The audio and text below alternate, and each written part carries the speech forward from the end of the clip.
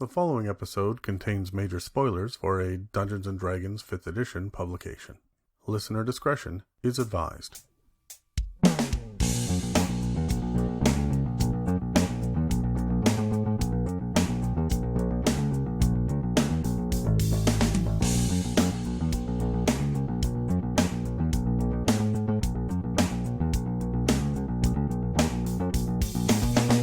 Hi, and welcome to another episode of Legend Lore, the podcast series where two dungeon masters flip through one Dungeons & Dragons book at a time, giving their insights on the pros and cons of the publication in question. I'm Adam, and with me is Dan, and we're going over our thoughts on the Wizards of the Coast product, Van Richten's Guide to Ravenloft. Ricky's Guide to Spoopy Town. Jesus. All right, before we get into this, I want to address the elephant in the room, okay? And that is the fact that you hate that this book got published. Uh-huh. Talk about that for a minute so that we can stop focusing on what it isn't and focus on what it is. I really dislike Wizards' seemingly weird undead boner for everything Ravenloft. Keep in mind, I haven't read the book, and I've been staying willfully ignorant of any spoilers or content level stuff, so I don't know what's in this book. Yeah. I know that it is Van Richten, which, okay, and it's Ravenloft. And it's coming on the tails of the revamped, which, although a good pun is fucking Y, of Curse of Strahd. And I get that Curse of Strahd is their highest selling thing, but like to keep pointing at it just feels shitty, shifty, and lazy. All right, I'm going to counter you on this, all right? So Curse of Strahd came out, and they knew it was going to be a tentpole, and it was. And it's huge, and my god, it's the thing that everyone plays. There are dozens of actual plays for Curse of Strahd. Most of them never end. Yeah. And everyone has the same general experience fighting Strahd himself, yeah. But every campaign is very different. Yeah. And that's that Strahd is underwhelming. That is the number one complaint about that. Yes. And then they sat on it, and they gave us Tomb of Annihilation and Waterdeeps and which was great. Yeah. And then I think what happened was they decided they were going to release a campaign setting, which is Ravenloft, the campaign setting. Yeah. And they gave it a Van Richten's Guide to, because we're getting all the so-and-so's guide to. Right? And Van Richten's the Van Helsing equivalent. He's the expert on Strahd. Sure. So they knew that was going to happen. They wanted to drum up a little bit of excitement about it, and they had Christmas coming up. So they gave us a revamped box set, right? They just released a special edition of it. That doesn't seem like a sellout thing to me. They did it with Tyranny of Dragons, too, where they released it as a double. Well, my one of my big complaints with this is not just that they're doing this, but that there is so much lore in the Forgotten Realms that they haven't even touched on. There's Thay. There's a revamp of the Sword Coast Adventures Guide, which is a hot pile of shit now, right? Like, to me, they wanted to set out the campaign setting for Ravenloft. Why? Like, I get it. It's the most popular product, but you get enough information in Curse of Strahd to run that. Why do you need to come? So, as you can tell, I'm coming at this from a prove me wrong standpoint. I will tell you what this is, okay? And then I'm going to tell you what it isn't. Okay. All right. What this is not is a Curse of Strahd 2.0. This isn't even the all-encompassing Curse of Strahd and Barovia fit nicely in this. This is its own campaign setting. Okay. This has very little to do with Strahd himself, despite the fact that he's on the damn cover. But it's Ravenloft. To have Ravenloft, you need to have Strahd. Ravenloft was a campaign setting, and Strahd and Barovia and Castle Ravenloft existed in it way back when. Yeah, Barovia is like a district of Ravenloft. Yes. Now, I don't know how they've done it in 5th edition. We haven't cracked the book open. But what Curse of Strahd told us was that Barovia is its own thing, a demiplane off of the Shadowfell. So it has nothing to do with Ravenloft, but they kept the name Castle Ravenloft because it's named after Barovia's, and Castle Ravenloft are named after its mother and father. So then they gave us this. So this is a new campaign setting, I believe. But this is horror focused. We haven't had a whole lot of horror focus. That's true. We've had the Descent into Avernus, which was more Mad Max than anything else. Yeah. Right? And we have kind of a weird cosmic-y horror at the end of Icewind Dale. And what other than that, Tomb of Annihilation gave us the Tomb of Horrors, kinda, at the end of it. Yeah. But there hasn't been a whole lot of horror since Curse of Strahd. So I think it's time for us to dig into this. I think thematically, it doesn't bother me that this came out, but you're right. I wish that they would fucking commit to Faerun. Yeah, right? Like, there's so much rich lore, and here they are going to other planes to get their campaign settings. Well, frankly, I want to see proper lower planes and upper planes. I want to see the Feywild. I want to see the elemental planes. There's a lot for them to cover. The fact that they went to Ravenloft instead of Dark Sun or Spelljammer or any of that, it all feels very strange to me. Okay. So, but let's set all of that aside and let's focus on this publication itself, okay? I want to grab our dice. I want to roll initiative. And I want to hear, what do you hope to see in this book? Well, I got a 5. I got a 14. What I hope to see in this book, I want some scary shit. Like, I want some actual stuff I could pull and into a scary game. Tips on how to run scary games. One of the scariest things I found in Curse of Strahd was the haunted doll. Right? Forget what its name is. Piddlewick or something like that. Like, it's the Chucky equivalent. But I want shit like that in this, that I can pull out and have a good old-fashioned horror setting. I gotta say, I think the thing that I'm looking forward to the most, what I want to see in this, is not the gothic horror. I want other kinds of horror. I know we're going to get gothic horror. Yes. I know that. And I'm not opposed to having it.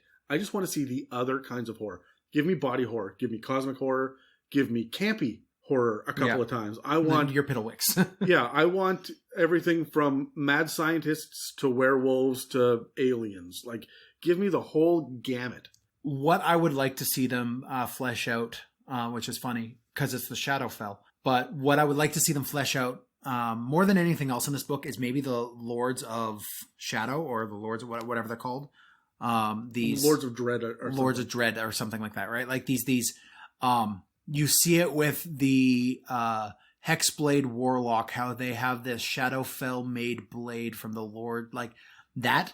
I want that in this book fleshed out. I want more details about the Shadowfell, because so far the only taste we have is a little bit in the DMG and Curse of Strahd, which shows us a demi-plane of the Shadowfell. I think that this is going to be a weird demi-plane of the Shadowfell. I think this is going to be a campaign setting that's not quite off of Forgotten Realms. This is going to be Forgotten Realms adjacent. Okay. This, I think, is going to sit in a weird place. So, the last thing that I really want to get out of this is the idea of what it's like to be a hero in these settings. You're a vampire hunter, you're a monster slayer, whatever it is. What does that look like? How is that different than being an ogre slayer? Okay. And it should feel different. Van Richten is on the title. Give me Van Richten. Yes. Okay. So, what are you concerned about? That this is going to be purely Curse of Strahd 2.0. Like, let's go over the town of Valakai again. Let's go over the everything is gothic horror again, right? I Candlekeep so underwhelmed me with its lack of lore. I don't want them to reiterate things that you find in Curse of Strahd. Look, I'm going to be exactly the same with you, except, I mean, Candlekeep let me down. It was poorly organized. It was the book that really kind of shook my confidence. Which pisses me off because it's about Candlekeep and it's all about books.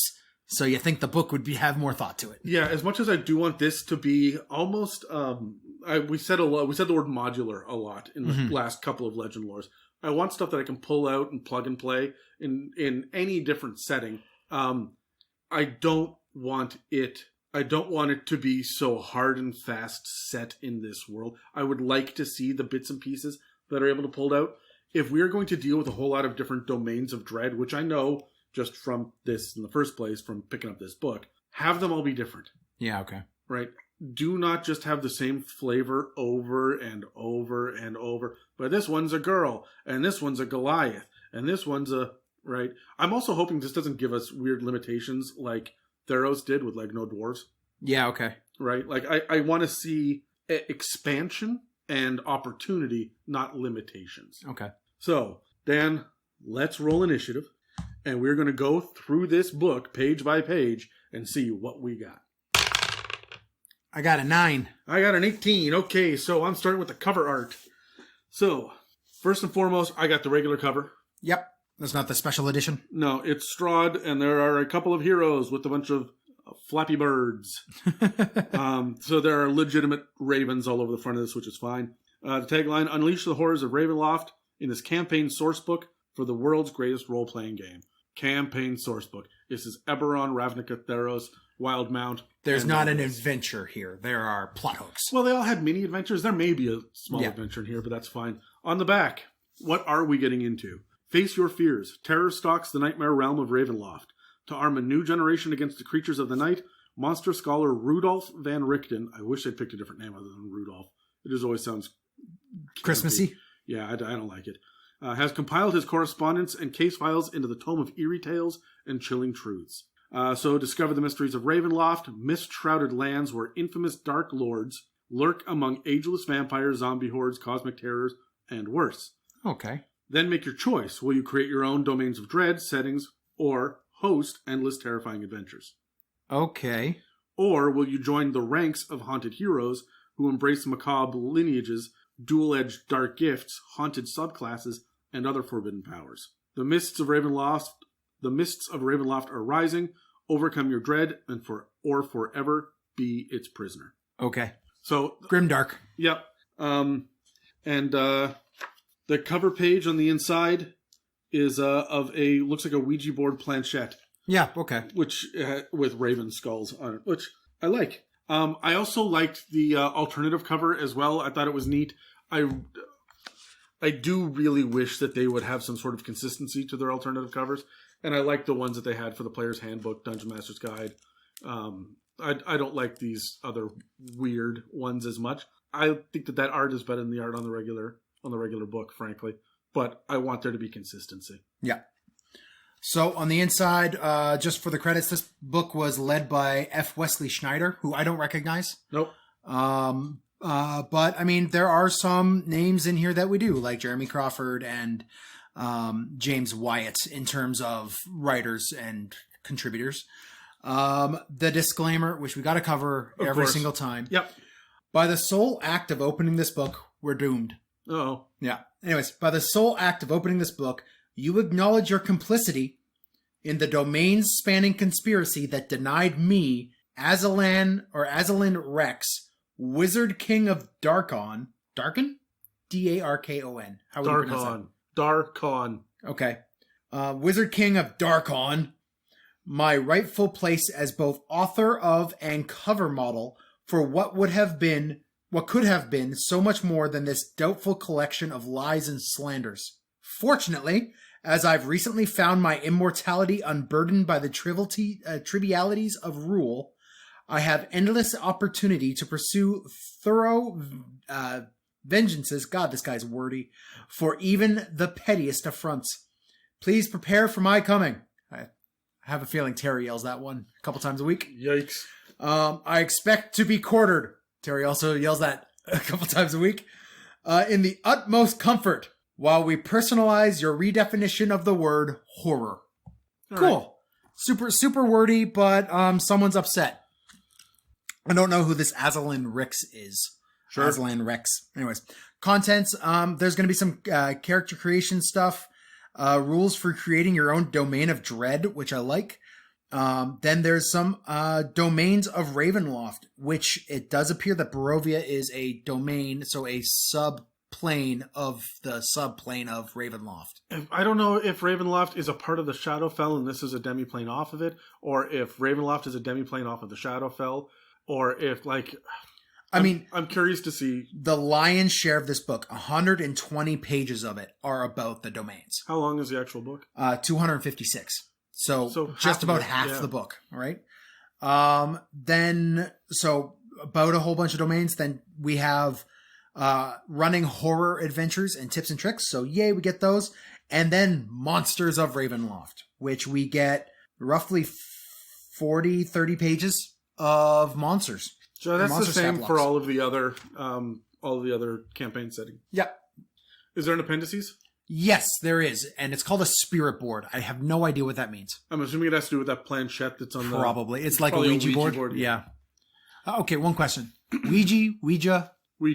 But it's an A at the end. So, open your mind to other cultures and languages. Ouch. So the first page after that is called Welcome to Ravenloft. And the main character, the woman who is looks like is the regular main character in this, her name, it says in the caption here, is Ez Daviner. Okay.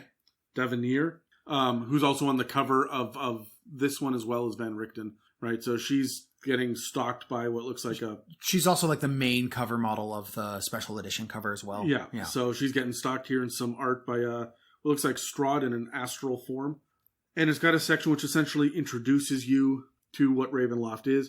In the hidden corners of the Shadowfell are nightmare domains that hunger for the brave and the innocent. This looks like this. Some call this collection of eerie realms the Land of the Mists, but monster hunters know it as Ravenloft.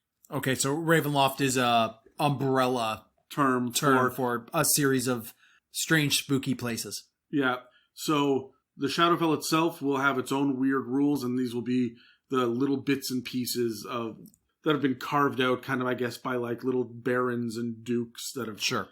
Okay, that gives me kind of a better idea of what we're in for here, so I like that. And then it says using the book. It gives you a breakdown of the 5 chapters. Then it says horror in your game, with sections for foundations for fears, genres of horrors, creating atmosphere, thrills you control, and focus on fun. But we only get a paragraph on each. Yep. It's a little light. I know that this is not supposed to be a Dungeon Master's Guide, but I always want more from that. We get a couple of letters that are written. One to Dr. Van Richten. Ooh, he's a doctor. Ooh. And then another one to Uncle Rudolph. I mean, same guy. Same guy, but from different people. One of them is from students, it looks like. But then the 7 secrets of Ravenloft. Ravenloft is not a world. That's secret number 1. The lands and characters of Ravenloft don't share a planet. Rather, the domains of dread consist of innumerable demiplanes hidden amid the plane of shadow. I hate that. Do you? Innumerable? The word innumerable. Like, just fucking number it. Like, give us a finite amount. I don't like... Well, they do that with the Abyss. And that's my problem, right? Like, they say on level 74 of the Abyss, there's this thing, but they're innumerable. Well, you just fucking numbered it. Yeah, but you know why, right? They explain that in the Forgotten Realms source books in 3.5. Is the number that they are is the number with which they're discovered by people on the material plane. Oh, okay. So that's why you have the numbers to them, but there's an infinite number of them. Yeah, okay. So each one of these are considered almost island realms. That's the phrase they use. Island realms. The dark powers control all is number 2. 3 domains imprison dark lords. Okay, so each of these little island realms is going to have their own dark lord? Yeah, these are villainous beings trapped and tormented by the dark powers. Okay, so we have the dark lords and the dark powers. So I think, dark lords is one word. And the dark powers are the strange shadowy creatures, the powers that oversee the Shadowfell. We knew this before. And the name of the character who wrote the disclaimer was Darkon. No, he's the Wizard King of Darkon. Yes, which is one of the domains. Okay, so we could say this book will be dark, I assume? Apparently. Okay. The mists encompass all. Nowhere is safe. Heroes confront horror, and only fear is certain. And then we get kind of a breakdown. The Land of Mists. You get a section called Nightmare Logic, including a thing called the Bagman. In Ravenloft, tales of the treasure-haunting Bagman come to terrifying life. There's a section. This book gives characters nightmares. There's a content warning. With this in mind, be aware that this book contains suggestions for adventures meant to be horrifying. Chapter 2 explores how to choose the horror themes that are right for your game, but read on at your discretion. So they have a kind of a actual... Things are going to get spooky. The dark powers are listed, as well as the secret of the dark powers. There are Does it say the names of the dark powers, or like does it define who the dark powers are? Unfathomable hidden forces manipulate life, death, and the reality within Ravenloft. These are mysterious, deathless beings. They are the architects of the domains of dread, and have secreted these pockets of terror deep within the plane of shadows. These dark powers watch and influence events within their domains. So no, it does not define them. It just says there's a cabal of watchful overlords. They may not even be on the same team. They could just be superpower. Yeah, okay. There are some rules about the domains. They're finite. They're isolated. Each one holds a Dark Lord. They're cages, and they are themed. Okay. And then there's a section about the Dark Lords. Dark Lords are evil. They are prisoners. They are tormented. They influence their domains from inside, so it seems like there's a weird power struggle. Okay. They vary in threat.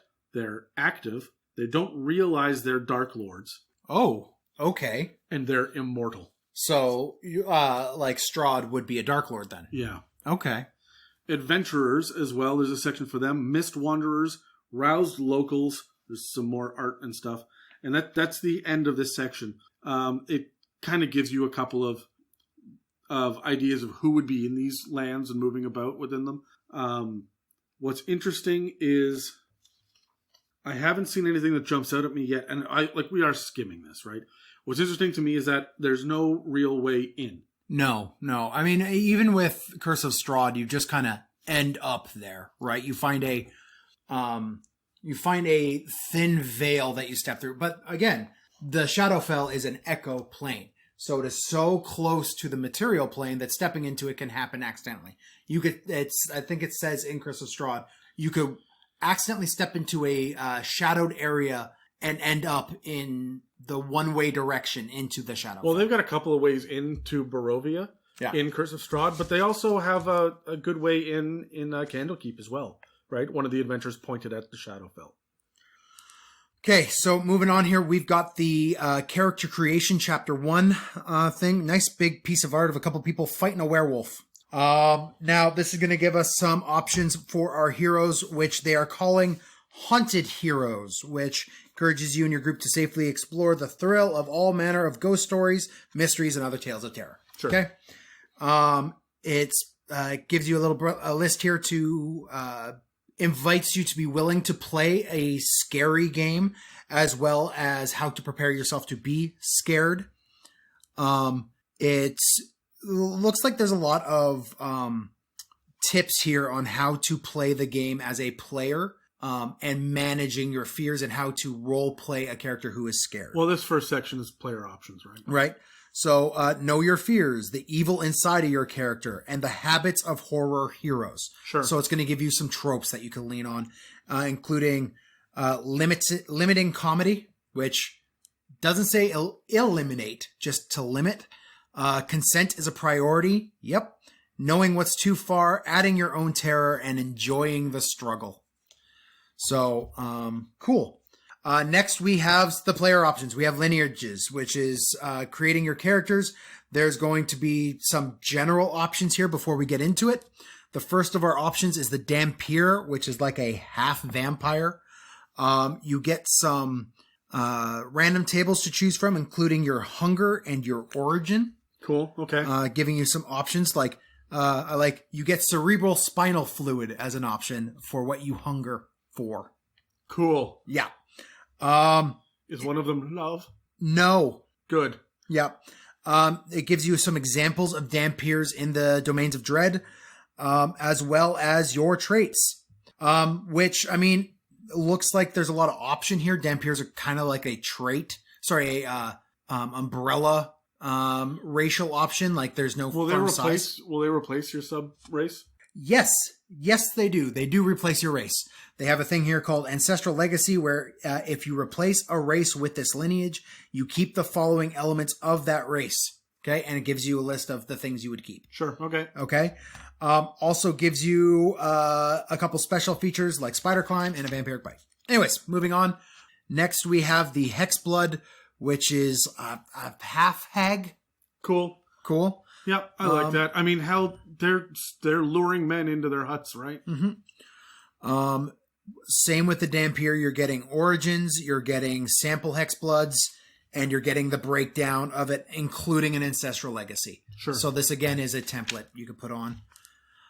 Next, you get a Reborn, which looks to be like a half ghost, half undead. Weird. Maybe it's another option for if one of your parents is possessed during conception, or something like that, or a Revenant. Like it's another option than a Revenant.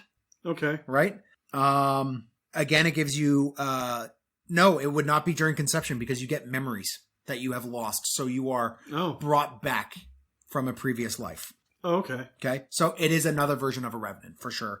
Gives you options, gives you origins, and gives you the traits that you would get as a Reborn. Next in the character creation, you get something called Dark Gifts, which is where the dark powers grant you with boons. And that's what these are. Characters who have a dark gift might gain one in their adventure. So as a DM, you're pulling on these to give your players to add some story elements. This is a lot like the Theros boons that were handed out as well, right? Very similar. Okay. I think these are just more evil, shadowy horror. Cool. themed. All right. So These are for the edgelords. these are for the edgelords, and there's a lot of them. All the tiefling rogues. And they come with very mechanical bonuses to them. Okay, right? that's cool. But they also come with quirks or effects or other role-playing things you can lean on. And there are tons. Holy crap. Finally, we got some subclass options. First, we get a Bard College of Spirits. Cool. Okay? Now, we're not going to break this down. That's why we have class episodes. Yay. Moving on. We have the Undead Warlock. Didn't we already have an Undying We have Warlock? an Undying Warlock. And now we have an Undead Warlock. The fuck is the difference? We will break it down in the Warlock episode. Sure. All right. We got some new backgrounds now. We have the Inheritor, the Mist Wanderer, the Spirit Medium, the Trauma Survivor, and the Traveler. Inheritor is a reprint. I think it might be from Acquisitions Incorporated. Okay. Well, that's cool enough. I can't remember what it's from, but Inheritor specifically is. We have so many others from, especially Out of the Abyss, that are like refugees and traumatized people and whatnot. So I wonder how that's going to stack up. We'll do an episode on backgrounds. We'll look deeper into this. Yeah, as for well. sure. This also gives you, playing a horror character, you get some additional horror personality traits that you could choose from, which includes, of course, ideals, bonds, and flaws. Sure. Including the Haunted one, which we saw in Curse of Strahd. So we got a reprint of that for a fully fleshed out background. Fair enough. Investigator, which I believe is new. I couldn't tell you. I think so. But honestly, I don't want to be a investigative investigator. Yeah, right? Yeah, it's a little on the nose, but sure, why not? And then to wrap up the chapter, we have a long list, D100 chart of fun little horror-themed trinkets. Here, give me one. Hold on, I'm going to roll a d20, just so we can pick one at random. A 1. The first one on the list, a picture you drew as a child of your imaginary friend. Yeah, okay, cool. Okay, and I'll roll one here. An 8, a pocket watch that runs backward for an hour every midnight. Cool. Okay, so now we're on to chapter 2. All right, so now we have creating the domains of dread. I'm going to go through this quickly. It gives you kind of a breakdown of how to create a Dark Lord, including sinister reflections, what to reflect, exaggerated reflections, and opposite reflections. These are things that you oppose your party with. Things like memories, desires, mistakes, evil deeds that have shaped the land and whatnot. So you're encouraged to create your Dark Lord based on the party. Also, it talks about the past life of the Dark Lord. They're not mindless killing machines. They're full but monstrous individuals.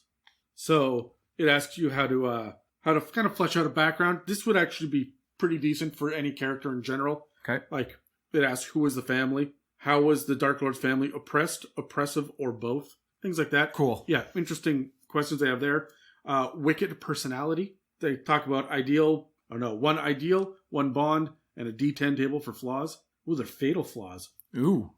Corrupt beyond redemption. Developing a Dark Lord. Monstrous transformation. And then the birth of a Dark Lord. So it really gives you an idea of how to build your villain's history. I would use this for outside of of Ravenloft, right? Yeah, that's really good and helpful. I like that quite a bit. Then there's creating the domain, which is a Dark Lord's shadows. So it talks about evil acts, and then what does the act sound like from a distance or to someone in the next room? How is your Dark Lord breathing? Things like that. Their endless torment, including endless cycles, their last gasp, unpleasant hope, things like that. Like it's getting dark. An overall domain overview, and then cultural specifics. Also sounds like that might be helpful as well. Just building your own civilization. Yeah, cool. What is scarce and how do inhabitants compensate for this scarcity? Things like that. That's a good question to ask. There's some good DM shit in here. A very small section on monsters, misty borders, and then different adventurers. No, as the misty borders, the then edges of the realm and how to rule them. What shapes, sounds, and smells appear within the mists? Do the mists behave in some predictable way? What stories do the domain's people ascribe to the mists, and how do they ascribe a personality to them? Things like that. So it sounds like each domain would have the mists acting differently around their borders. Okay. Then there's adventures, including a captive audience, supporting cast, interactions with the Dark Lord. This is building adventures inside of the domain that you've just built. Yeah. Okay, cool. Can the Dark Lord die permanently? Is the first question that's asked in the domain's downfall. So planning the end of your domain as well. Like Curse of Strahd ends with you slaying Strahd and leaving Barovia. Yeah. Okay. Unleash your horror. This is just a picture of Dan taking his pants off. I was about to say, that's not a command, Adam. You could keep it in your pants. Then there's a section here called Genres of Horror. Let's see what they have. Oh, they have D, 10, or 8 tables for each of these. Okay. There are body horror monsters. Some of them are in this book and some of them are in the monster manual, like the Medusa, the Flesh Golem, and the Doppelganger. There are body horror villains. There's a D10 table. Like, this is just a body horror section. Body horror torments, body horror settings, adventure sites, and plots. All of those are D8 tables. Oh, and it's a similar thing over and over and over again. Cosmic horror. Oh, badass. They've got different cosmic horror monsters from this book and the monster manual. It looks like this book is going to combine with the monster manual only.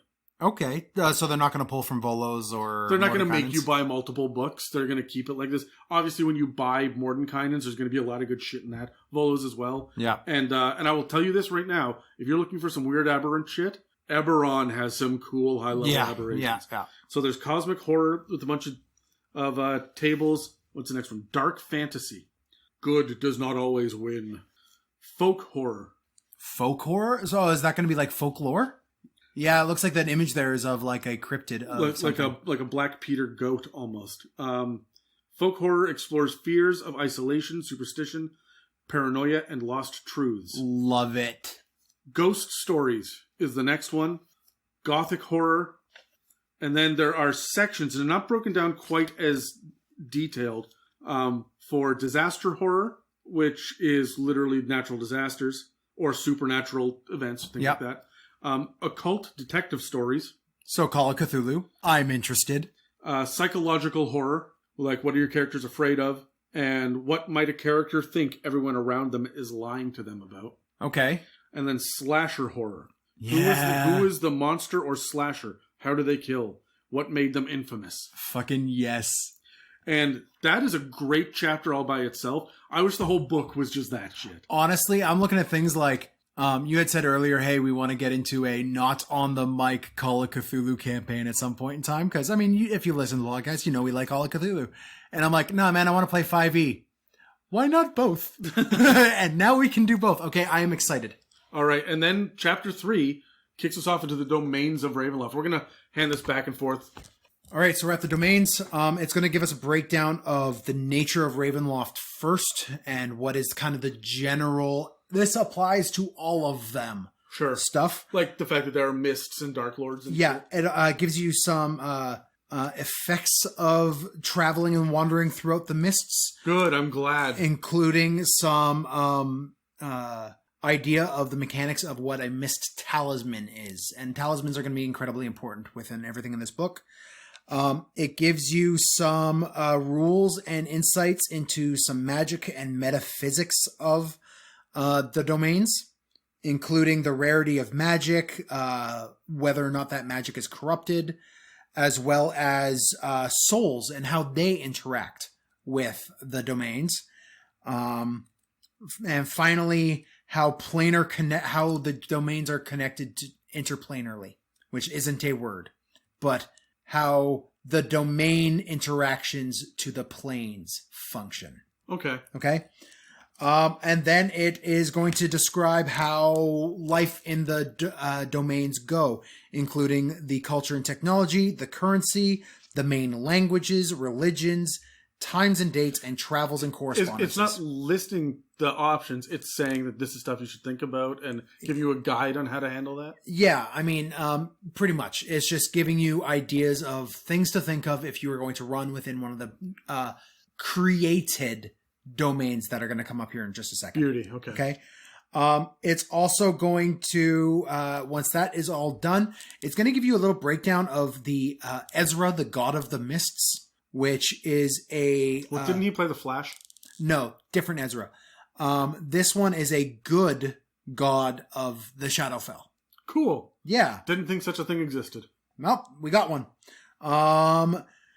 Next, we have the featured domains, which are going to involve settlements and sites, the Dark Lord, adventure ideas, and the domain focus, which is the type of horror it is going to be. Okay. It also has some rules on fighting the Dark Lords, and characters from each domain. All right, here, give me. I want to see the first Sure. one. All right, so the first one listed here, I guess they go alphabetically because it's Barovia, which is known as the domain of the first vampire. Of course, Strahd von Zarovic is your big bad. And the genre is gothic horror, obviously. The hallmarks of it are the undead despot, the notorious haunted stronghold, and tragic resurrection. There's a section here for noteworthy features, which I think is going to be in all of it. In all of these sections, settlements and sites, and of course it lists about 5. There's a breakdown for Strahd himself, which is good, including the powers and dominion, and his specific torment, as well as a personality trait, ideal, bond, and flaw in a role-playing Strahd section.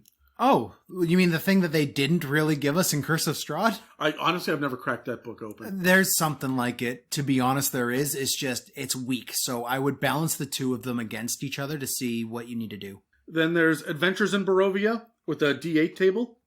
And then Incarnations of Tatiana.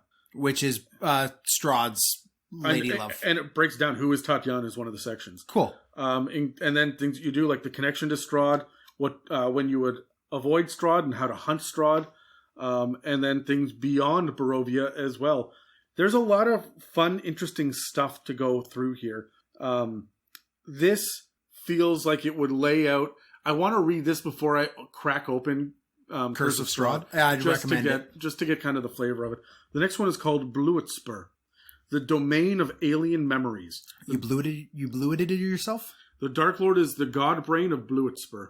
Okay. The genre is cosmic horror, and the hallmarks are alien abductions, otherworldly landscapes, untrustworthy memories, monstrous experimentation. I'm so happy. Yep, and again, we're going to get noteworthy features, settlements and sites, the god brain, and all of his stuff, including Overmind. I like Mount Macabre, but it's Makab, not like you would normally spell macabre. Oh, yeah. And then there are adventures in here, what to do when you return here, different alien artifacts. There's a D6 table for suppressed memories. Adventures out of time. The one after that is called Borka, the domain of desire and deceit. Huh. The Dark Lords are Ivana Boritsi and Ivan Deliznia. Is this a pirate thing? I don't know. The genre is gothic horror and psychological horror, and the hallmarks are political intrigue, poison, and revenge. Okay. We get some noteworthy features. As well as a similar breakdown to the others, but you get a map with all of the different estates of a bunch of different noble families. You get a breakdown of Ivana, her powers and dominion, as well as her torment and how to play her, as well as Ivan Deliznia, who is a different family. And he is in his favorite clockwork pram in the art. It looks like he is barely held alive. He looks like an old husk of a human being in a 4-legged walking crab cradle. Oh, it's so creepy. There's adventures in Borga, how to close the border, something about a toy maker. There are all these different nobles that you can get into. If it's political intrigue, there would have to be. Ready accomplices, ennoble bonds, lethal leverage, coup de grace. I'm on board, man. That's metal. I look at that if I just want to have like a arc of my story in my Faerun world that is political intrigue and horror based. You could just use that. The Carnival is the next one. This is the wandering domain of wonders. The Dark Lord is Nepenthe. Body horror and dark fantasy are the genres.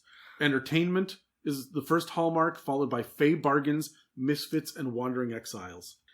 Juggalos. The settlements and sites are are the Big Top, Sideshows, and there's a list of them, including a Werehair, a Fire Eater, the Organ Grinder. Nice. I bet that's as dark as I want it to be. The Organ Grinder is the somber clown. Grinds an ornate barrel organ. I wonder if you're going to be in this. The Hall of Horrors, the Litwick Market. You end up with Isolde and Nepenthe. Isolde looks like she was a holy warrior, and Nepenthe is the Holy Avenger. Huh. Which is her sword. Wait. The Holy Avengers here? Yeah. So, we get a bunch more information about the carnival and different adventures and stuff that you can play in this. There's a lot of really cool lore in these. Next is the domain on the brink of destruction. That's right, we're in Darkon. Sure. The dark plane of Darkon with the Dark Lords. Hit this hammer again. There. Yeah, Jeez. so there is no Dark Lord in the Darkon, which is weird. Its genre is dark fantasy and disaster horror. Hallmarks are a fractured realm, magical ruins, and ongoing supernatural catastrophe. Okay? That's also how I described your bed. Rude. So what it looks like, you got some noteworthy features here, including the King of Darkon, who has vanished, who is this Haslan Rex. Oh, he's the guy that fucked off at the disclaimer, and he's going to come back. I'm coming back. Yeah. Okay. Cool. Okay. There's Castle Avernus. Cool. Which, sure. A bunch of other settlements and sites. Basically, this looks like a realm that looks suspiciously a lot like the Forgotten Realms, but it is covered in mist. All right. Okay. You have the different inheritors of Darkon, which are several of the people who are vying for power of this lawless land.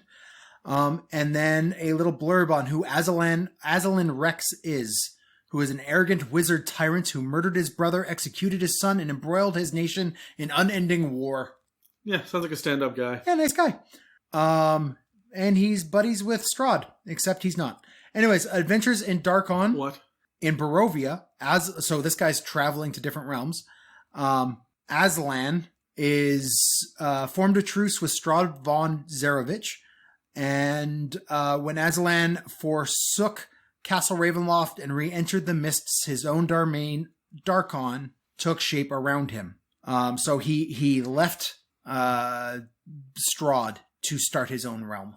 Well, again, I don't think they started on purpose, right? They don't know they're Dark Lords. I guess that's true, yeah. So he would have been captured by the Dark Powers, and then they built a domain around him, made him a Dark Lord, and then he freaking escaped.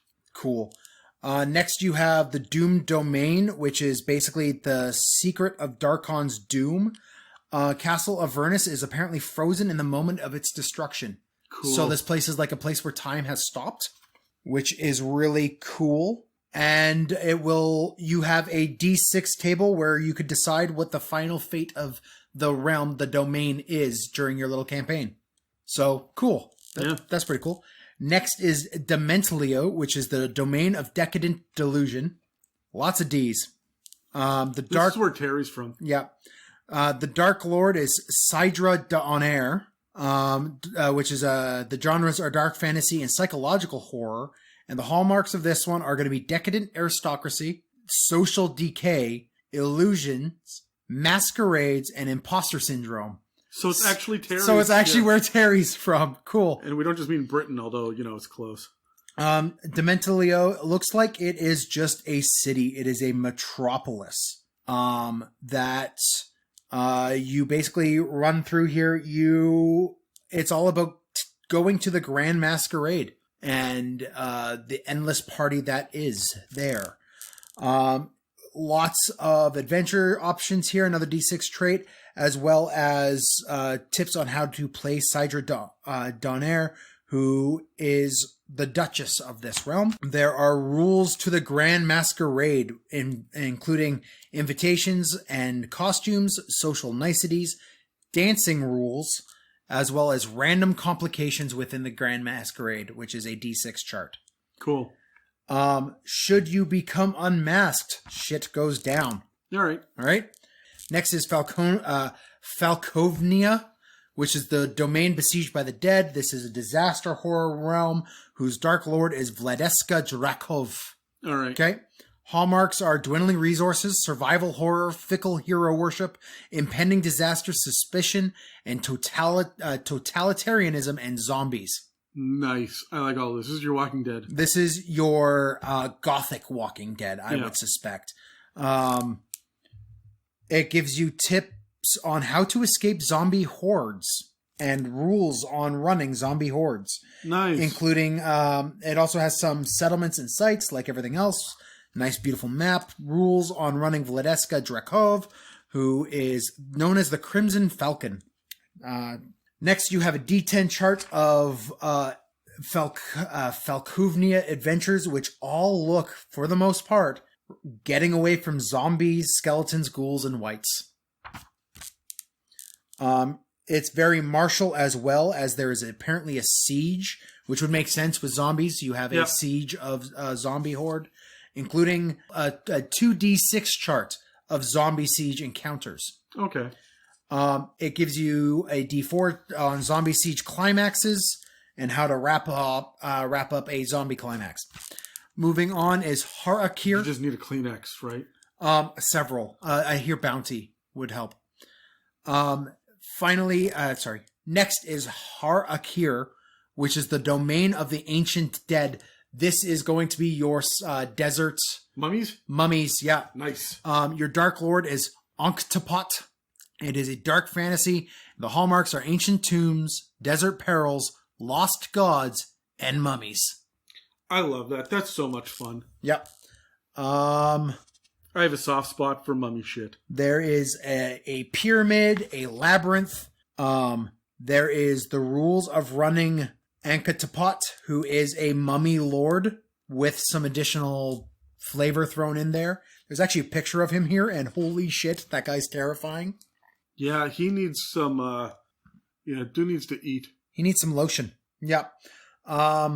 There are tips for role-playing him, and then a list of adventures, including a list of gods of Harakir, which is the people of this realm used to worship these gods of the Egyptian pantheon. Nice. Those are options in the back of the player handbook. Yeah. So you have Anu, Esse, Neb, Oru, Usa, Sek, and Sut. Or Sute, I guess.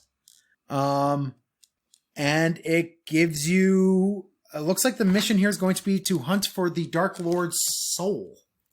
Nice. Yeah. After that, we have the domain called Haslan. Wait a minute. I'm backtracking. I gotta find out. What is that guy's name? Aslan Rex. Aslan? Aslan. You keep saying Aslan, and I'm like, is he a talking lion? No. So, and then I got Haslan here. Okay. Aslan Rex. All right. Haslan is a domain doomed by magic. Its Dark Lord is Haslik. The genres are dark fantasy and disaster horror. The hallmarks are amoral spellcasters, magic-ravaged environment, magical experiments, and wild magic. I guess you would get some living spells in here. There's a settlement composed of a collection of laboratories. There's a breakdown for a large town, a mysterious region of persistent knee-high ground fog. Anyone who steps into the fog falls as though into a ravine. Falls as though into a ravine? That's what it says. Do you just fall into a ravine? Few who tumble in reemerge. So yes, you fall into a ravine. Check. I don't think it's actually a ravine. I think you can probably just see like the ground, and the fog swallows you. Okay, cool. It's like the labyrinth. Kinda. And then, of course, there's a palace for him as well. There's disaster sites, including the Fleshless Forest and Mound of the Worm. Both of those sound really gross. There's a breakdown, of course, for Haslik himself. What's interesting here is that I've noticed that we don't get a stat block for any one of these Dark Lords. No, a lot of them look like they have it's run as this, except with these funny... Yeah, his additions. statistics echo those of an archmage, but he favors using an array of magic items rather than his own spells. And then it kind of breaks down what that means from there. I don't hate that. I don't hate that either. I saw a lot of hate on that idea in Reddit, like on the subreddits, where people really wanted to get these stat block breakdowns for these Dark Lords. If you're meant to fight them, then fight them. is their point, and I get that, but we have stat blocks already. You are not given an adventure path. You are not even given a breakdown. You're given a general domain map, but you don't know what the palace layout looks like. So there's a lot of do-it-yourself in here, and I don't mind doing that. I think they did that for a couple of reasons. One, you could pull it out and put it in your campaign however you want. They kind of leave that open, right? Yep. But two, our constant complaint about dragons is that they don't have like the supplemental features, right? You just get the base dragon. This is how you get over that. This is how you make your dragons unique. It's the same level thing. It's a dragon, but it has these additional traits. And because all of the named dragons we see in any adventure are not just the base dragon that's presented in the monster manual. So this is the same idea of an archmage is this, but this archmage has these special things. So I actually like that too. It also saves on print space because now I'm not, having to read about it here again when I have the monster manual. I also like the fact that there appears to be a purple worm that isn't purple but white, and it's called the Worm Grave Drinker. The next one is called Ikath, which is a domain trapped in a dream. Okay. The Dark Lord is Xing Chang.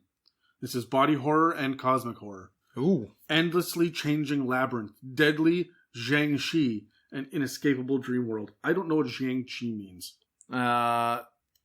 Is this going to be your Asian feel? I'm assuming just by the names, but like it's just a evil dream realm. If I remember correctly, Zhang Shi are some sort of Asian undead. Oh, yeah. Okay, so I guess they're kind of like zombies. Maybe I don't know enough about that. Okay, so, we've got mansions, tower, a palace of bones, the gemstone garden. Xian Qiang seems to be a woman, very obviously from the name, but also the artwork, very Asian influence as well. When the inhabitants of Ikath fall asleep, they enter an alternate version of the city they call home, a city dreamed into being by the domain's Dark Lord. Huh. That kind of feels... We don't really have a map for this one either. This really does kind of feel like Silent Hill with the two versions. Oh, yeah. Right? The Dream of Ikath is a section here as well. And there's all sorts of different... Oh, she's got daughters. She's got 4 daughters. One of them is made of living fog. Cool. So this is like literal nightmarish dreamscape level things. The next one is Kalakari, the domain of betrayal and revenge. A lot of these seem to have been like vengeance fueled.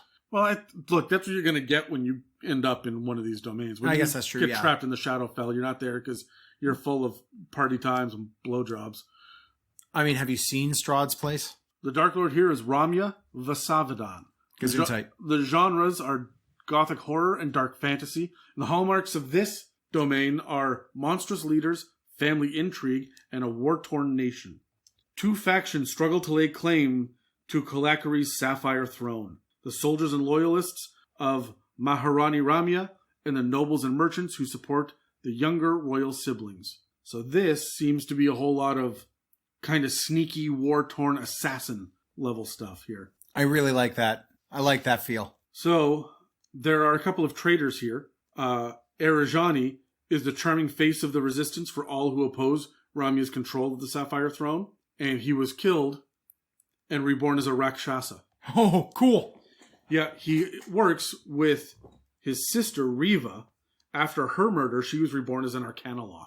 Cool. There's like a little brother-sister team that are like a this one cat fiend and a dog fiend. This one has the renown system in it as well. Oh. As well as which faction you would get renown in. I'm happy that they're pulling that out of... Yeah, it's cool that they're bringing that section. I hope we get a sanity one. Maybe even a piety one from Theros. Sure. And then there's Kartakas, the domain of tarnished dreams. This is... it just has a mirror. Oh, fuck. This is the Dark Lord here is Harkon Lucas. Dark fantasy and gothic horror. The hallmarks are hidden identities, dangerous performances, exploitative ambitions, and werewolves. Okay. This one looks to be fairly werewolf centralized. There's no unifying government. Instead, each settlement is governed by a Meistersinger who is acknowledged as the mayor an embodiment of local art. Meistersingers maintain creative rivalries with each other, largely for show. Huh. This is kind of neat. Hey, you want to play an all-barred horror campaign? Guess what? Kinda. It talks about Harkon Lucas himself. He was born amid a community of lycanthropes. He dreamed of commanding not just a pack, but a whole army, a nation, even an empire of born predators. His artwork has him with a fiddle. Huh. It seems he also has a daughter as well in here who's a major player and has a couple of adventure hooks attached to her as well. Okay. There's a section here called Bite of the Dark Lord. Hot. Well, after gaining a measure of the party's confidence or singling out a character as a useful favorite, Harkon Lucas asks his eccentric signature question, "May I bite you?" Then he takes you to Boner Town. He's going to wolf down. Anyways, next on the list here is Lamordia, which is the domain of snow and stitched flesh.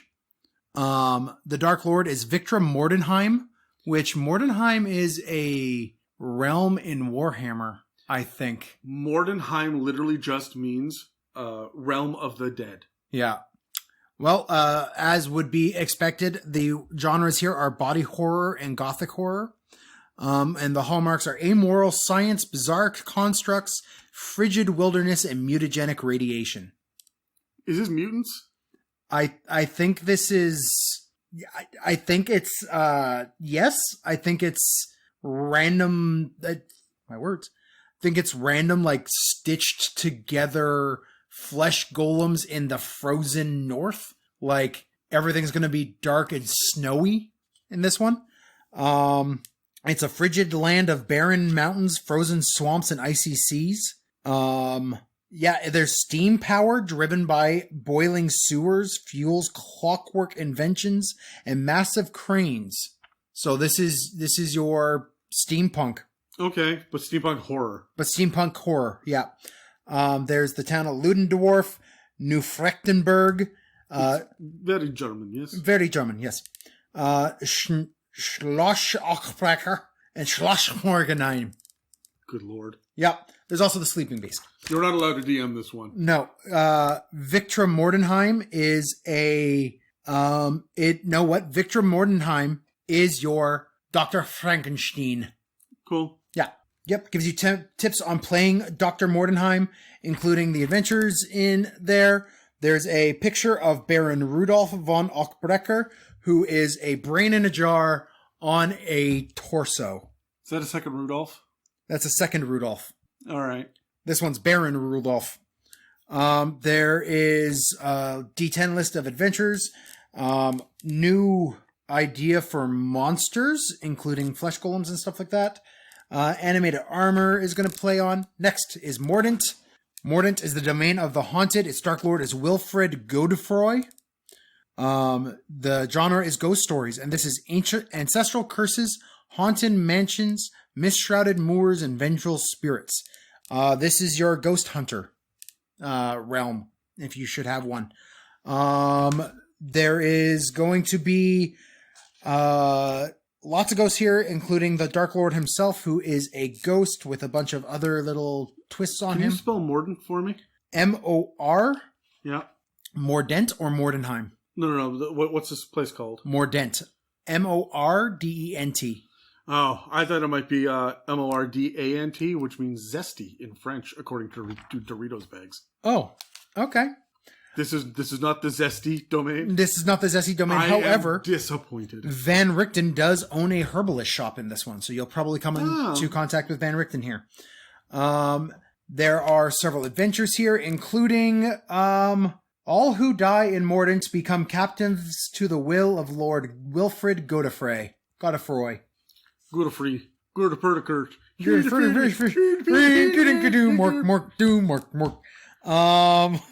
So there is rules on the haunting of Mordant, including history and tragic and romance elements for your ghosts, which is fun. Yep. You want to build unique ghosts, puts that all together. Next is Richa Mulot. Richa Mulot. Let me see. I think it's Rickamulo. Rickamulo. The domain of disease, isolation, and were-rats. Okay. Dark Lord is Jacqueline Renier. Is it all French names? It's all French names. Jacqueline René. There you go. The genres are disaster, horror, and... Oh my god, do not do that. You just sound like Terry just fucking shat. Oh, then I've done my job for this episode. You're welcome, Terry. Disaster horror and gothic horror hallmarks of the domain of disease are contagion, crumbling infrastructure, martial law, rats and vermin, and were-rats. Friends, give the world some time to recover before you play this one. Oh.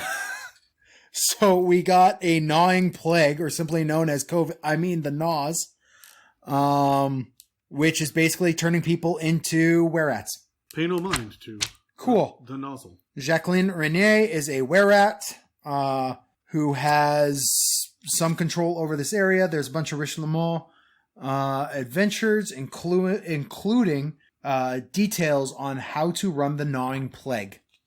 There are there's a lot. The cycle of the plague, it's an ever-present thing. So depending on when you're here, the plague will be at a certain cycle. And then there are unique encounters for each cycle. Okay. The four cycles are threat, outbreak, illness, and pestilence. I'm legitimately going to run a plague now. Yeah. That sounds like fun. Yeah. Next, we have Tempest, which is the domain of nature's cruel secrets. The Dark Lord is Mother Lorinda, who's totally not a hag. She is. The genre is folk horror, and the hallmarks are fae bargains, nature worship, rural festivals, and secret sacrifices. This one's my jam. I'm all on board with this one.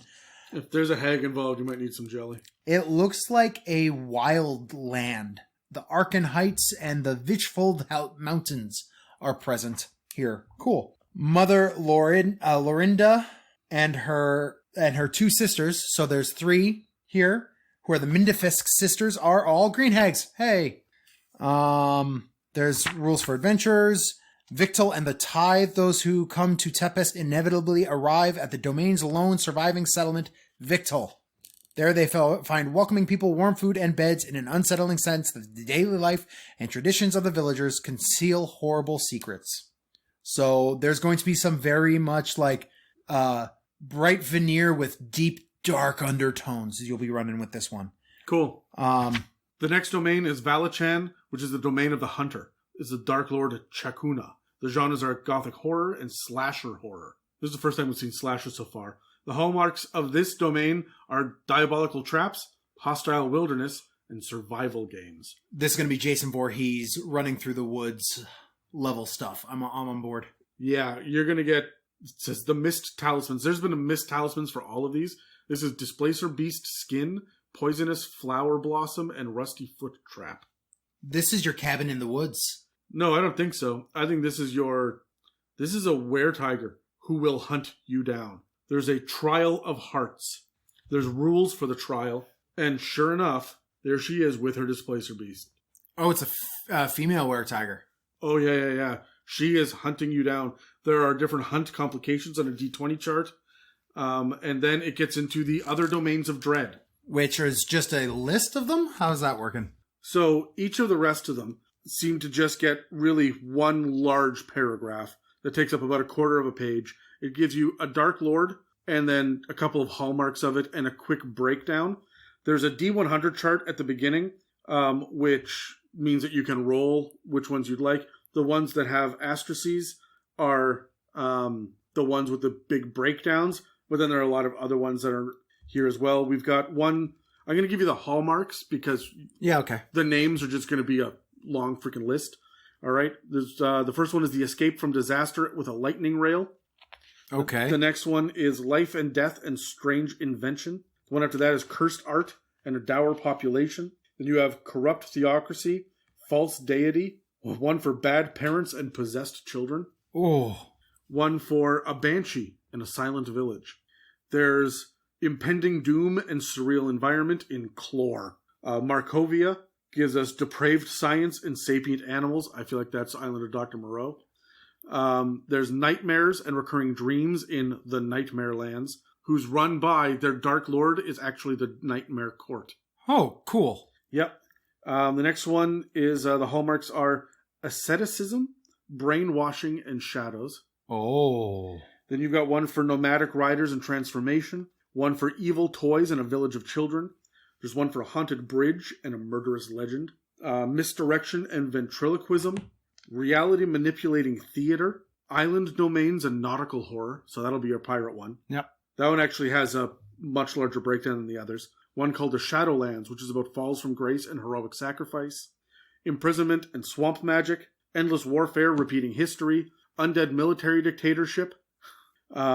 Detective work and memory loss. Okay. Serial murderers and urban decay. And then it gives you kind of a breakdown of like what to do with travelers in the mist. And like people you encounter in the mist? It looks like it, yeah. So there's Keepers of the Feather, which seem to be related to were-ravens. And it gives you a whole bunch of different keeper adventures. There's different societies. There are rookeries, so that... Are they with the Raven Queen then? If they're with were-ravens, which are good, right? Yeah, they are, but it seems to be... These are the people that navigate the mists, because the next entry is the Vistani. These seem to be the allies that are out and around that'll help you through. Okay, so yeah, cool. I like that. They're like secret societies. Yep, and then you get other ones with actual... you have other groups. You know, there's Church of Ezra, the Circle, the Kargat, and the Kargatane, the Order of the Guardians. So there's a lot of other stuff that's out there. There are specific solo Mist Wanderers. Alanic Ray and Arthur Sedgwick travel together. There's Ez Davenier, who was the cover art. Right? Erasmus Van Richten. Yes. So, like, there are a number that I'm just going to just blow past because they each get an ideal, a bond, and a flaw. They give you a brief breakdown of who they are and then what adventures with this person would be. And they each get a breakdown. For example, this one, Larissa Snowmane, is a human druid with exceptional sight into navigating the waterways of the mists. Okay. All right. So, and there are quite a few of them, including Rudolf Van Richten. So next we're at chapter 4. This is where it's going to give you, as a DM, tips to run your horror campaigns, including tips to understand horror, how to set expectations, and it'll have the Session 0 questions, which I really like, of content and themes that you ask your party of things you can avoid. Okay? That's good. I'm glad that this is included here. Yeah. Included are going to be things like general phobias and fears, romantic in-character dialogue, that level stuff. So it actually is kind of breaking down what a Session 0 should cover. be, Yeah, right? Okay. And actually, it literally says Session 0. There we go. Hey, Good. there we go. And is going to give you some advice on how to run a Session 0, including establishing boundaries and reinforcing expectations. Sure. We've had episode on a Session 0. Yeah. Episode 9, which we did about role-playing at the table and whatnot, is we covered this in detail. I'm glad to see that they're jumping on here, that Wizards is really... It's something that they've needed to have done for a while now. I feel like it should be at the front of the book. Yeah, it's weird that it's, over here in like page 180. Well, I guess that the first one is kind of a welcome to Ravenloft. Chapter 2 is players. And then the different domains, the set piece. I feel like this should have been beforehand. But then again, your adventuring rules and whatnot are long after how to build a character. So I think they just want to get all the stuff for the majority of the people around the table out of the way first, and then they'll give the DMs. focus on the DM. Yeah. Because the next section here is running a horror game, including how to establish atmosphere, accessibility, and do you think they listen to our horror episodes? I hope so. Next you also have tips on horror pacing, in which it talks about logistics, undermine reality, idle uneasiness, out of time, parallel scenes, reliability and trust, giving just enough hope, and ending on cliffhangers. Giving just enough hope. Just enough. Fear without hope tempts paralysis and apathy, right? So all of this stuff could be used with just normal storytelling. Doesn't necessarily need to be horror. It's got some good shit in this book. This also gives you tips on how to describe horror as it's happening, and how to subvert cliches when it comes to horror gameplay. they're doing a lot of work in the prepping your players and helping them come down from the fear and the horror at the end of the session as well. That's also covered here.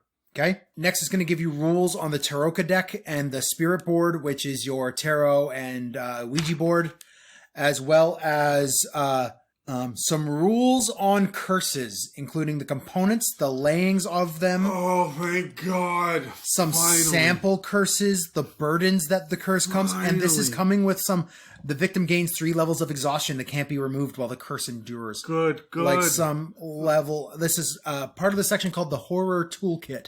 All right, what other tools are in the toolkit? Lots of news on curses, fears and stress. Sure. Including how to lay the seeds of fear. Haunted traps.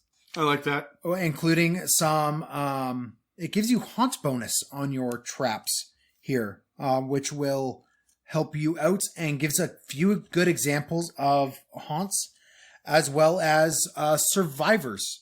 Which are pre-made characters that are simple and easy for players to master while being customizable enough to fill broad roles in your adventures, blah, blah, blah. It gives you rules on how to customize and create survivors in your realm and how to fit them in with the mists and all the other freaky deaky shit that's going on right now.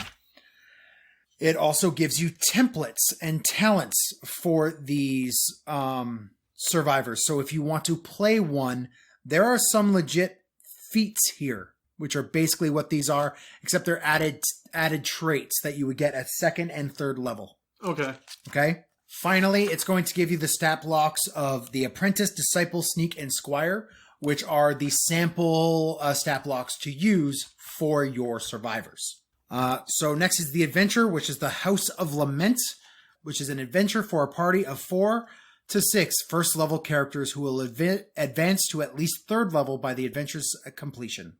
It sounds like Death House, but a different kind of Death House. Looks like it is a full-on, like, Death House was a small thing. This is Death House was 1 to 3. Okay, then yeah, Hauntings of Helvrest House. Are Rose and Thorn in this one as well? Those are the 2 little NPC children. They were the only NPCs. No, there are other ones here. So I'll just read the adventure summary for this and then we'll move past. Basically, characters arrive at the House of Lament after a mysterious message leads them into the mists. Does it say what the message is? It gives you options on how you got the message, and there are several different options for the message, including some rules for seances. Oh, neat. Okay, cool. It sounds like it's a haunted house. It is very much a haunted house, yeah. But there's a full-on guide to it. There's some unique enemies in there. There's some unique enemies. This looks like it's an actual adventure. Yep. There is an arm in a bag. I honestly think that this looks like it's like Krenko's Way was in the Ravnica book, and like every one of these campaign settings has a small little adventure as a part of it. Really low level tends to be. So I'm glad that they're continuing to do that. Cool. And then it brings us to the Monsters of Ravenloft, which is Chapter 5. There are 6 simple techniques that can transform a stat block straight out of the monster manual or another source into a horror to haunt your character's dreams. So they give you the idea of that they've been reinforcing this entire time of here's a stat block, here's how to make it horror. Right. So there's the monstrous origins, which means that they can be every bit as unique as player characters. Notorious monsters, which are more frightening when their reputation precedes them. Describing monsters, give yourself permission to dwell on a monster's description. Monstrous tactics, so these are monsters that fight dirty or in a particularly fearsome way. Monstrous traits, simple tweaks to a monster's stat block can enhance its horror. And monstrous minions, simple traits can reflect a monster's relationship to the evil master it serves. So this is actually how to adapt. You do these 6 steps to adapt any single monster. Cool. Then there's also, when that's all done, an area for creating unique nightmares. That's some creepy artwork. Beware the Bagman, which is an urban legend about an adventurer who sought to escape doom by abandoning his party and hiding inside a bag of holding. When he tried to leave, though, he became lost amid a constantly increasing number of extra-dimensional storage spaces. Over time, the strange forces of this magical in-between place transform the adventurer into a monstrous creature. Dear my players, guess what? Yeah, you fucked. And then it gives you a number of different monsters. There's a wonderful table, creatures by challenge rating. Thank you. Goes from CR 1/8 up to CR 21. Oh. We've got a couple of plants, which is nice. Something called the boneless, which is just gross. Looks like walking flesh without bones. What's the difference between that and a lemur? Lemur is melted flesh. It'll still have a skeleton inside of it. Oh, okay. These things look like not all inanimate corpses shamble from their graves. Boneless are undead remains devoid of skeletons. Oh, this is the one thing that I saw.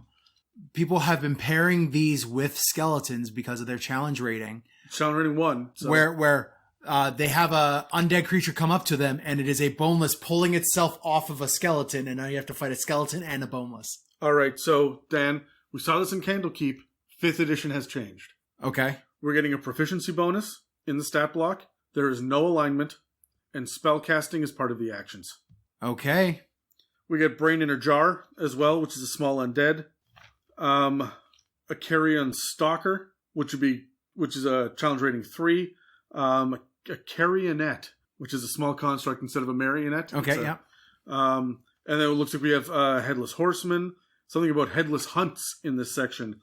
We've got a CR6, what looks like a Reaper, like a Grim Reaper. Okay. We have they actually gave us a stat block for the Jiangshi. Okay. Which is good. It's a CR9. Holy shit. That'll mess up your party. Yep. The Loop Guru possesses a strain Loop of Gurus are in here. Cool. Lycanthropy, more virulent than that carried by common werewolves. Loop Gurus are, I believe they're Native American inspired. They're an actual creature of folklore. Yep. We've got the Necrocor is a being of living blood. Cool. I think it's Necricor. Anyway, we have Nosferatus. Oh, yay! CR8. Oh, one of the things they can do is a blood disgorge. They vomit blood in a 15-foot cone. Yay! Priests of Ossibus, which looks like Egyptian? Really creepy cultists. They're using soul power. Okay. And malevolent magic. Cool. They use soul tattoos to conjure undead servants and escape death's grip. Can I get a soul tattoo on my next character? As well as you get boons of undeath in here. Cool. When it drops to 0 hit points, the priest might revive with a benefit from the boons of the undeath table, as explained in the stat block. A Relentless Slasher, which reminds me, it's just probably a Pyramid Head from Silent Hill kind of ripoff, except it doesn't have a pyramid head. It looks like a giant bird. Yeah, like a raven head almost. But they've got Relentless Slasher and Relentless Juggernaut. I'm the Juggernaut, bitch. These are hateful, revenge-obsessed creatures that enter into pacts with fiends or other nefarious entities. Cool. Starspawn Emissary. Oh, good. I like that we're getting more Starspawn. Which is a CR19, and the Greater Starspawn Emissary, which is CR21. Strigoi. Oh, Dan. Yeah. These are Sturges. Those are undead Sturges? These are medium Sturges. I'm sorry, what? Oh, no, I'm sorry. I'm wrong.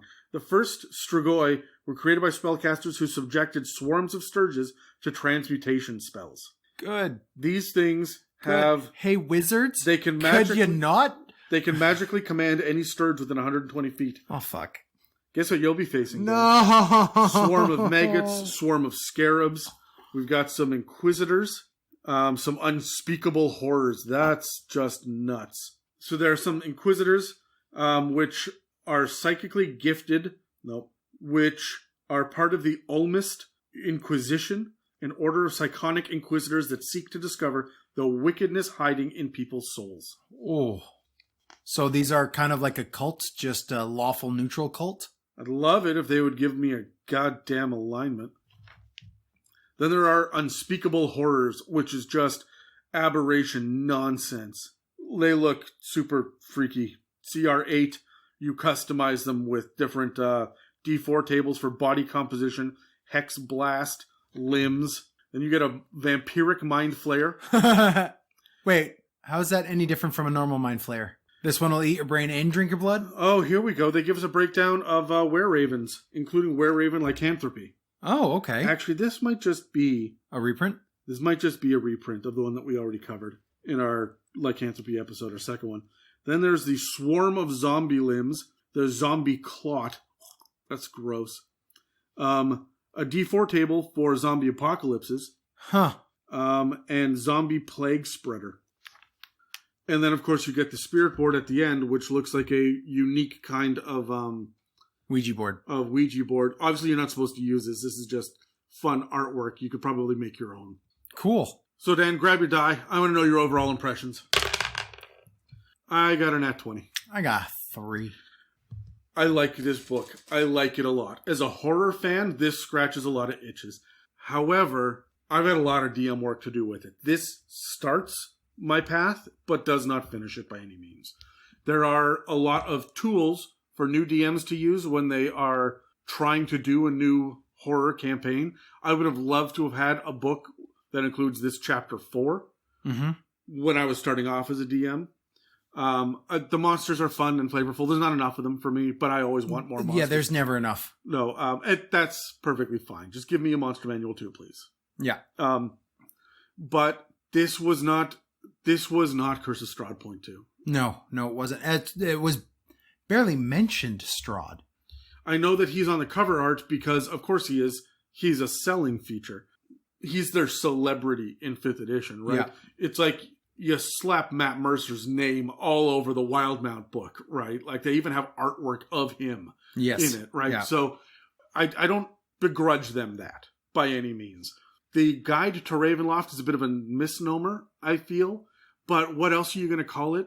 This Shadowfell. It should Pocket be the guide. Dimensions, Yeah, right. But it's not even a guide to the Shadowfell, right? These are the weird little corners of the Shadowfell. The Shadowfell is its own, still unique, weird thing beyond this. Yeah, these are the planes that are not echoes, right? Because the Shadowfell is an echo plane. So this is these are the demi-planes that are off of the echo plane. Like, yeah. And I'm fine with that. It's just a weird name. Like I feel like it was misrepresented. I would have liked to have seen them define the Shadowfell a bit better, because that seems like where they kind of like. Just give us a manual of the planes. Already. Yes, yeah, just do that. That would make me happy. But that's not what this book was designed to do. No. And so, as much as I want that, I'm not going to fault this book for it. What did it give us that we really liked? I really like the fact that a lot of these little demi-planes are functionally mini adventure arcs. Yeah. Right? They're not fully fleshed campaigns. They're not anything like that. They are, hey guys, for the next 6 sessions, we are going to be doing this thing. Right? Or it's pure inspiration. Or yeah. You can plug any one of these little demi-planes into any campaign you want to stall out, hey, you know what? Terry's going to be out of town. He's vacationing for the next 6 weeks or whatever. So we're going to keep playing while Brad works nights and can't join us in our campaign. So we're going to take a jaunt off into this demi-plane. We'll keep the same characters. Yeah. But we're going to pause the overall storyline to play over here for a bit. Yeah, I really think, and they did that well. I think they were trying to do that with Candlekeep. And it didn't work. It works here, right? Yeah, it's because Candlekeep was plot by plot adventures, and this is setting by setting inspiration. Yeah, that's got to be the difference, right? And I mean, they're giving you plot ideas with the settings, but they're primarily settings, right? They're full on flavorful jaunts into weirdness, and I'm 100%. I like this far more than Candlekeep. I feel far more satisfied with this than Candlekeep. I'm liking the fact that this isn't Strahd 2.0.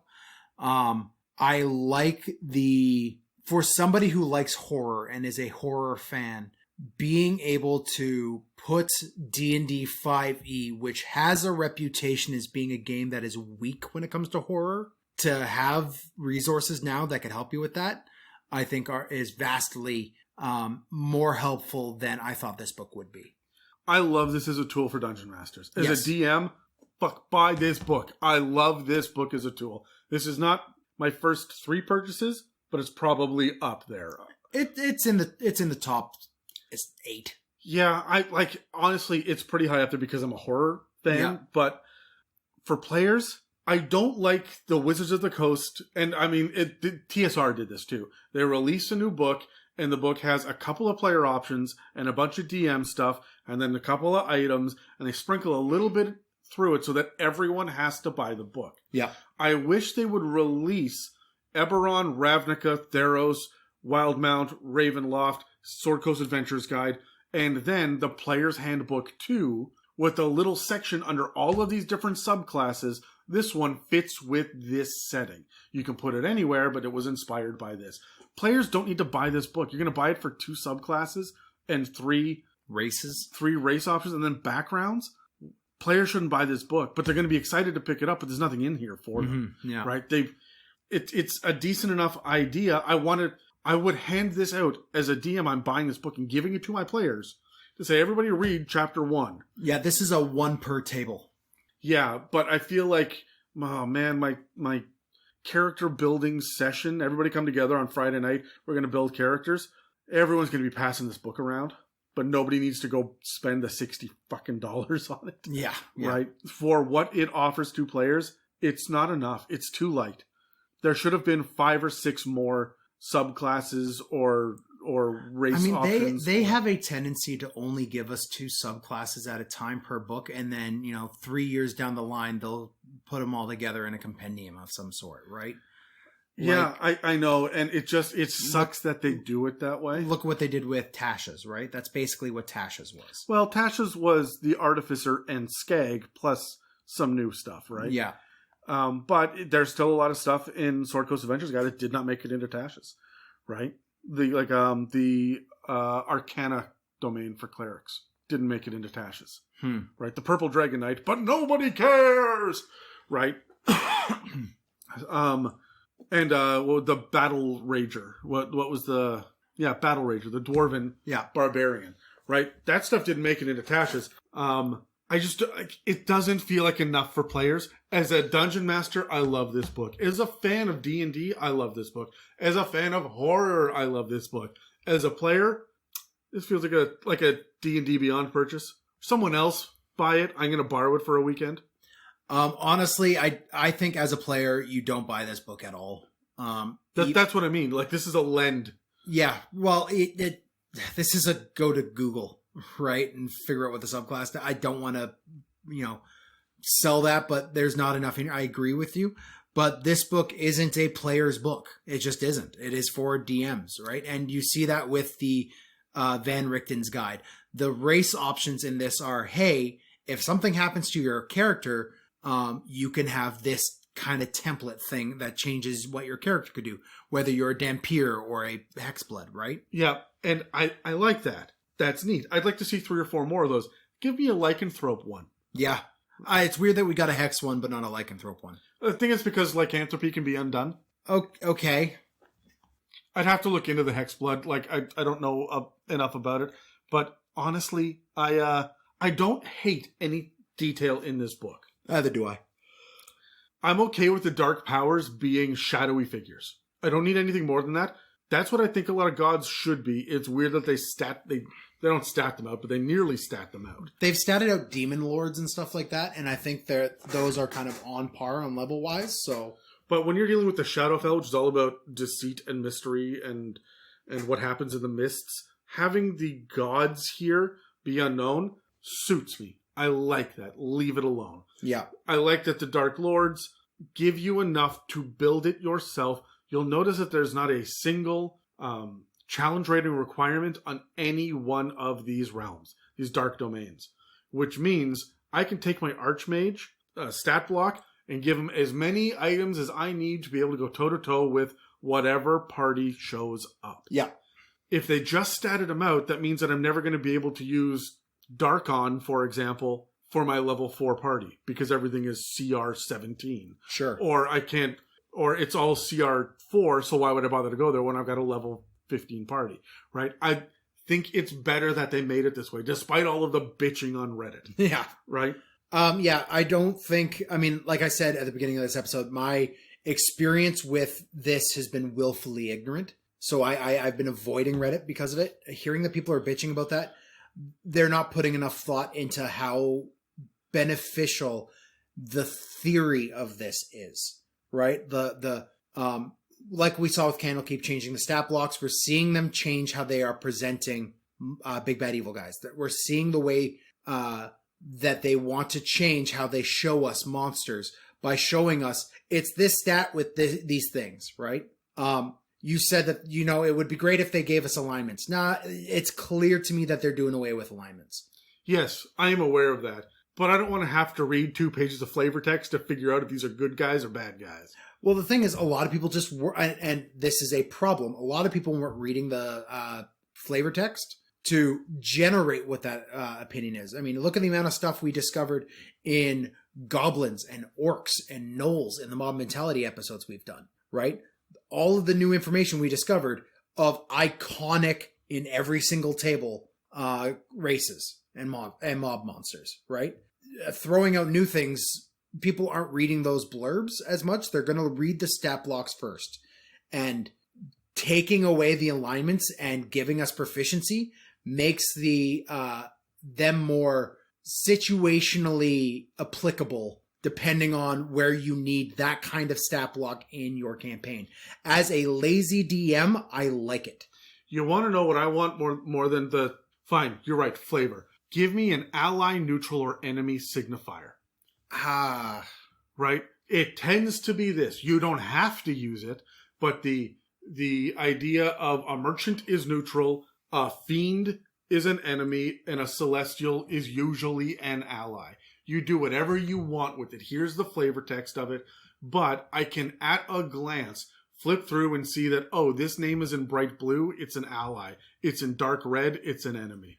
Right? Some way for me as a dungeon master to not have to read every freaking page of a monster manual to know what kind of NPC I want to bring in next. Yeah.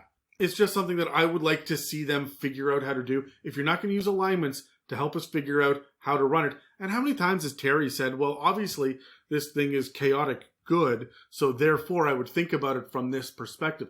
It is a tool to figure this shit out. I don't like that they're stepping away from it. I think that they should just have a great big thing at the beginning. Asterisks, alignments are suggestions. Yeah. That's it. And then what you do is you take the alignment section out of the playable races. Don't take it out of the monster manual. I'm with you on that one. What they could do for us is better define what the alignments are and have them exclusively a monster thing. I'm with you on that. Sure. Okay, so we've gone off topic now. Back to Van Richten's Guide to Ravenloft. And again, them changing the stat blocks irks me, but it's not a this book problem. That's a 5th ed problem. Yeah. So, how do we feel about this? Let's roll one last time for our letter grade. Natural 1. Dan, we're going to work on you and your dice. I'm really torn on this. I really? Yeah, I really don't know. From a player standpoint, don't buy this book. It comes in at a C. But from a DM standpoint, this is a solid A for me. Mm-hmm. And I mean, like, there is so much. I will read every page of this book twice. There are so many unique ideas. It doesn't even have to be horror. There's just some intrigue level stuff in here. The different houses and how they'll interact in certain areas and different ways to think about different challenges and themes. Yeah. Honestly, I put this book as a universal general B.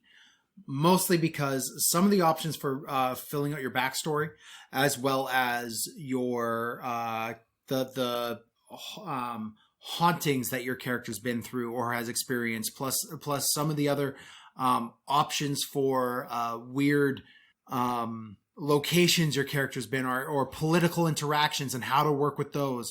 All of that in here is great. I love that, and it is useful for everybody. It is definitely DM weighted. I think there should be at least one of these at every table. Maybe not more. But when it comes to Volos or Mordenheims, I'm not expecting players to buy those 2 books either, right? There's some race options there, sure, but they are less for players than for DMs anyways. So this goes up with Volos and Mordenheims to me, right? I'm just stacking this up against Eberron, which, in my opinion, might be the best book released. short of the core. Okay. But that's just me. I'm stacking up against Ravnica, which was so good. Mm-hmm. I have weird mixed feelings about Theros. I haven't even bothered with Wildmount because I'm not a Critical Role person. Yep. Right? This sits way higher than Theros for me. It sits higher for Theros with me as well because of the tools it gives you to play horror, which has been something that 5e has been lacking. This fills a need, which is something I was worried it wouldn't. I thought this would be pandering, and it isn't. This actually fills a need. It's just, I'm not lining it up with Eberron, Ravnica, Theros. I'm lining it up with Volos and Mordenheim. But it's not a Volos and Mordenheim. Volos and Mordenheim are monster manuals. This is a campaign setting. Know what? I don't even think this is a campaign setting per se. This gives you a variety of campaign settings to run horror tropes. This is a horror book that just so happens to give you examples. That's what this is to me.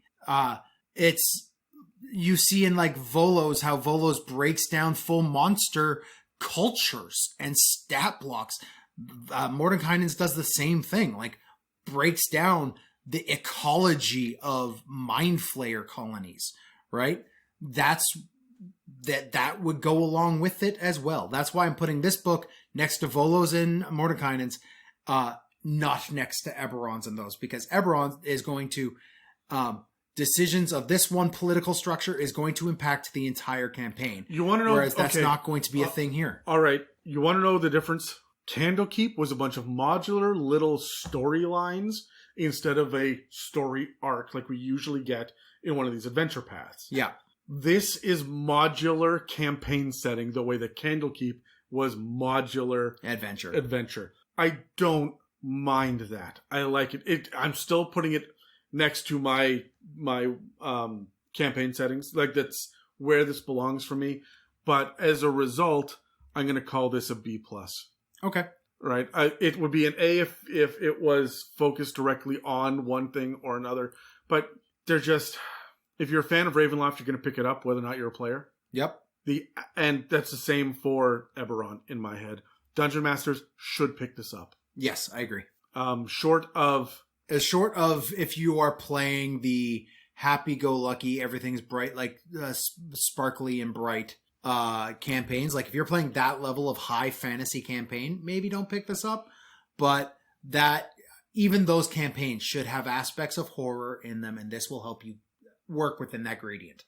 Yeah, I really, really enjoy this. I can't wait to sink my teeth into it. So that's it for this episode on Van Richten's Guide to Ravenloft. You can find us on iTunes, Spotify, and YouTube, as well as dozens of other podcast apps. You can also email us at info@itsamimic.com or head over to www.itsamimic.com and support us by hitting that donate button or buying some fun merch. After all, these books aren't cheap. Thank you for listening to the It's a Mimic podcast. And make sure to check out more Legend Lore episodes as we cover new releases as they happen, as well as some of the previously published 5e books.